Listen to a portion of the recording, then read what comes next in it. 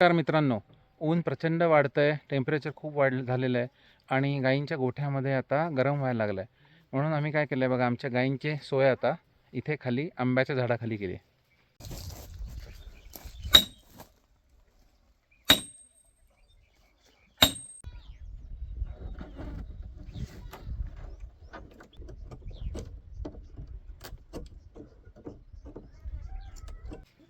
हे बघा, फक्त ड्रम आडवा कापून आणि आम्ही इथे गव्हाणी बनवलेल्या आहेत.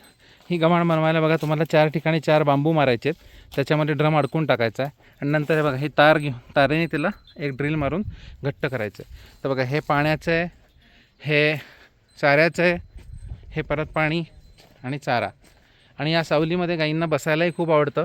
आत्ता सध्या तर आमच्या जे ज्वारी परत थोडीशी उगवून येते, त्या चरतायत तिथे, पण जेव्हा कंटाळा येईल तेव्हा येऊन झाडाखाली बसतील.